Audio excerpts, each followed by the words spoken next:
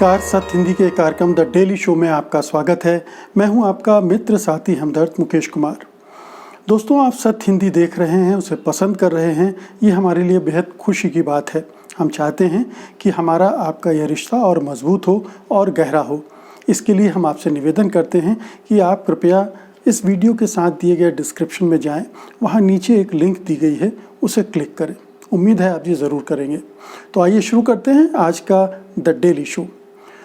मित्रों, अमेरिकी राष्ट्रपति डोनाल्ड ट्रंप ने कह दिया है कि अब वो लॉकडाउन को धीरे धीरे ख़त्म कर रहे हैं और इकोनॉमिक एक्टिविटीज़ शुरू करेंगे। उन्होंने अपने तमाम राज्यों के गवर्नर को कह दिया है कि आगामी 30 अप्रैल तक अपना कार्यक्रम बता दें कि कब वो कैसे लॉकडाउन हटाएंगे। इसका मतलब है कि जो डोनाल्ड ट्रंप ने पहले से जिद ठान रखी थी कि जल्दी से जल्दी हम अपनी अर्थव्यवस्था को तुरंत से सक्रिय कर दें, वो उस पर अड़े हुए हैं। पहले उन्होंने ये जिद की थी कि 12 अप्रैल को ईस्टर के दिन तक ये सारी चीज़ें हो जाएं, लेकिन अमेरिका में लगातार कोरोना वायरस का संक्रमण बढ़ता चला गया और अब तो हालत ये है कि 6.5 लाख लोग उससे संक्रमित हैं और करीब 28,000 लोग इससे मारे जा चुके हैं। अभी जब डोनाल्ड ट्रंप साहब ये घोषणा कर रहे थे तो उसी 24 घंटे में 3,000 लोगों की मृत्यु अमेरिका में हो चुकी है। डोनाल्ड ट्रंप कह रहे हैं कि अब ये कोरोना वायरस जो है अपने चरम पर पहुंच चुका है और उनको लगता है कि अब ये धीरे धीरे कम हो जाएगा, ख़त्म हो जाएगा। वो उस स्टेज में पहुंच गए हैं जब चिंता करने की विशेष बात नहीं है। लेकिन अमेरिका के और जो दुनिया के तमाम विशेषज्ञ हैं, उनका कहना है कि ये जल्दबाजी कर रहे हैं ट्रंप। अभी ये स्थिति नहीं आई है कि आप लोगों को छूट देने लगें, लोग घर से बाहर निकलने लगें और सोशल डिस्टेंसिंग का मामला ख़त्म होने लगे, फिजिकल डिस्टेंसिंग ख़त्म होने लगे। इससे फिर और ख़तरा बढ़ जाएगा और ये वायरस और भी फैलेगा, जिससे ज़्यादा नुकसान होने की आशंका है। लेकिन पता नहीं डोनाल्ड ट्रंप को ये भाषा समझ में नहीं आ रही है। वो अड़े हुए हैं, उनको वो अपनी मान्यताओं पर, और ये मान्यता कोई साइंटिफिक रिसर्च पर बेस्ड नहीं है। ये उनकी अपनी मान्यता है, अपनी ज़िद है और उसमें शायद कई चीज़ें काम कर रही हैं, जिसमें से एक तो बड़ा फैक्टर ये है कि उन पर तमाम उद्योगपतियों का दबाव है कि वो इकोनॉमी को खोलें, जल्दी से लॉकडाउन हटाएं ताकि इकोनॉमिक एक्टिविटी शुरू हो। तो जो उद्योगपति हैं, व्यापारी हैं, वो सब उन पर दबाव डाल रहे हैं और जाहिर है कि उद्योगपतियों और व्यापारियों की फंडिंग उनको इलेक्शन में मिलती है, इसलिए वो उस दबाव में आ भी रहे हैं। वो खुद भी बिजनेसमैन है, इसलिए सारी चीज़ों को एक बिजनेसमैन के नज़रिए से देखते हैं। उसमें इंसानी जानें, अमेरिकियों का स्वास्थ्य उनके लिए शायद उतना मायने नहीं रखता है। तो एक तो ये बड़ी बात है। दूसरी बात ये है कि अमेरिकी राष्ट्रपति बुरी तरह से घबराए हुए हैं अपने इलेक्शन को लेकर। नवंबर में दोबारा इलेक्शन होने वाले हैं, प्रेसिडेंशियल इलेक्शन, और ये कोरोना संकट ने उनकी पूरी स्ट्रेटजी को ध्वस्त कर दिया है। कोरोना संकट की वजह से जो अमेरिका का आर्थिक संकट है वो गहरा गया है। पहले तो अर्थव्यवस्था थोड़ी बेहतर थी और उस समय अमेरिकी राष्ट्रपति की रेटिंग भी अच्छी जा रही थी, लेकिन जैसे ही कोरोना संकट आया है और लॉकडाउन की वजह से सारी आर्थिक गतिविधियां ठप पड़ गई हैं, उससे अर्थव्यवस्था का भी बेड़ा गर्क हो गया है। तो अर्थव्यवस्था के गिरने के साथ साथ अमेरिकी राष्ट्रपति की रेटिंग भी नीचे आ गई है। वो अपने प्रतिद्वंदी से 6-7 अंक परसेंटेज पॉइंट नीचे चल रहे हैं। तो ये डोनाल्ड ट्रंप की घबराहट की एक वजह है कि अगर अर्थव्यवस्था नहीं सुधरी तो ये धीरे धीरे रेटिंग उनको कहाँ ले जाएगी और कहीं ऐसा ना हो कि यही कोरोना संकट और उससे जो अर्थव्यवस्था को नुकसान हो रहा है वही उनके लिए मुसीबत बन जाए। तो वो तुरंत सक्रिय होना चाहते हैं अपने इलेक्शन को ध्यान में रखते हुए। तो जो मैं शुरू में आपसे कह रहा था कि वो अमेरिकियों के स्वास्थ्य की चिंता नहीं कर रहे हैं, कोरोना वायरस से लड़ने की चिंता नहीं कर रहे हैं और ना ही वो इंसानी जानों के जो नुकसान हो रहा है उसकी चिंता कर रहे हैं। अब देखिए, अमेरिकी एक्सपर्ट बार बार कह रहे हैं कि टेस्टिंग का दायरा बढ़ाना चाहिए, टेस्टिंग किट्स कम हैं, डॉक्टरों के लिए जो पीपीई चाहिए, प्रोटेक्टिव गियर्स चाहिए वो नहीं है, और बहुत जगह से तमाम तरह की शिकायतें आ रही, जैसे जो रोज़मर्रा के काम करने वाले लोग हैं उन तक मदद नहीं पहुंच रही है, हॉस्पिटल में उनकी ठीक से केयर नहीं हो रही है। तो इन सब चीज़ों पर हालांकि अमेरिकी कांग्रेस ने $3 ट्रिलियन की मदद वाला वो प्रस्ताव पारित कर दिया है, और अब लेकिन अमेरिकी राष्ट्रपति की अपनी जो अहमियता है उसकी वजह से उसमें डिले हो रहा है। उन चेक्स में अमेरिकी राष्ट्रपति के साइन होने हैं, तो अपने साइन से वो ये देना चाहते हैं ताकि लोगों के दिमाग में चुनाव के साल में ये जाए कि ये ट्रंप ने उनको भिजवाया है। तो ये जो चुनावी हथकंडे हैं, राजनीतिक हथकंडे हैं, ये ट्रंप के दिमाग में ज़्यादा भरे हुए हैं, और वो ये नहीं सोच रहे हैं कि लोगों को तुरंत राहत की ज़रूरत है, तुरंत उन तक राहत पहुंचनी चाहिए।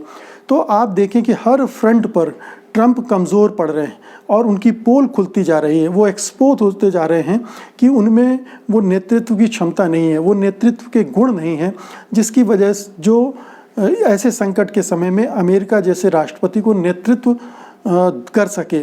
इसीलिए आप देखते हैं कि बार बार वो लड़खड़ाते हैं। जैसे WHO से भिड़ने के मामले को ले लें, WHO की फंडिंग उन्होंने बंद कर दी।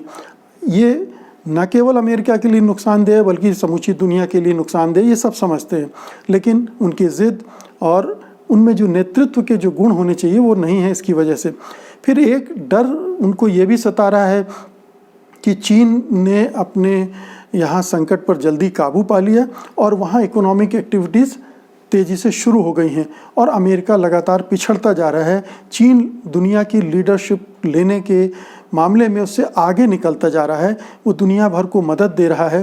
भारत में भी 6.5 लाख किट, रैपिड किट आ गई हैं। तो ये चीन से जो मुकाबला है अमेरिका का, उसमें पिछड़ना अमेरिकी राष्ट्रपति के लिए एक बड़ी हार जैसा है।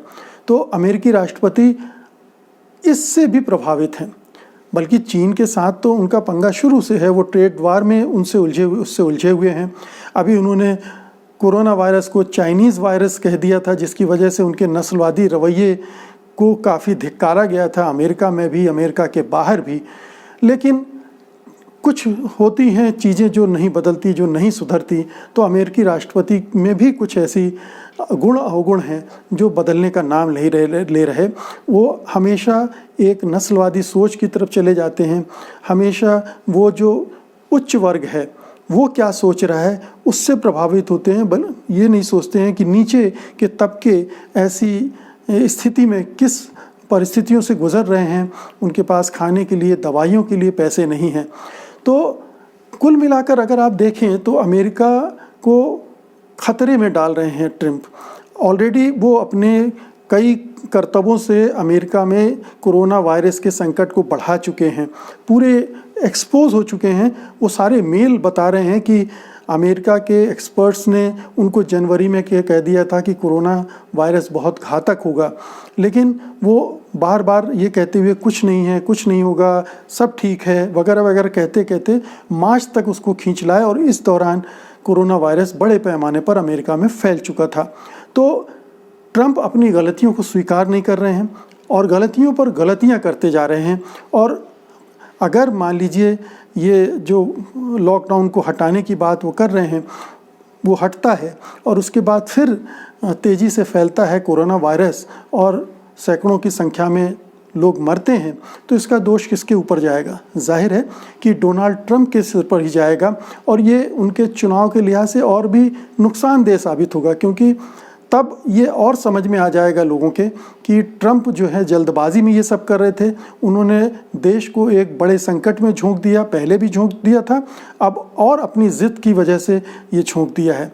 तो ये देखिए कि दुनिया का सबसे शक्तिशाली देश और उसके राष्ट्रपति किस तरह से व्यवहार कर रहे हैं अपने देश के अवाम के साथ। दुनिया के साथ तो करते रहे हैं, दुनिया में जहाँ तहाँ उन्होंने हमले करवाए, जहाँ तहाँ उन्होंने कार्रवाई की और कई ऐसे समझौते रद्द किए जिनसे दुनिया को खतरा, चाहे वो पर्यावरण से जुड़ा हो, चाहे ईरान डील से जुड़ा हो। तो ये पूरा जो 4 साल का 3.5 साल का कार्यकाल रहा है डोनाल्ड ट्रंप साहब का, ये अपने आप में एक बड़ा ही विस्फोटक रहा है, विध्वंसक रहा है अमेरिका के लिए और पूरी दुनिया के लिए। और अब कोरोना वायरस के इस महासंकट के समय, जब ये महामारी दुनिया में सबसे ज़्यादा जानें अमेरिका में ले चुकी है, सबसे ज़्यादा जो संक्रमण है वो अमेरिका में हुआ है, और अभी कहीं से भी कोई थमने के संकेत नहीं आ रहे हैं कि वो जो कर्व बोलते हैं वो फ्लैटन हो गया हो, उससे ये निष्कर्ष निकाला जाए कि अब वो उतार पर है।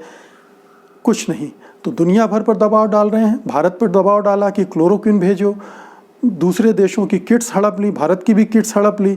ये सारे हथकंडे जो एक निचले स्तर का नेता कर सकता है वो ट्रंप ने किए हैं, और ये जो हरकत वो कर रहे हैं अपने देश के साथ, ये बहुत ही दुर्भाग्यजनक होगा अगर वहाँ पर संक्रमण इस दौरान और बढ़ता है और ज़्यादा मौतें होती हैं।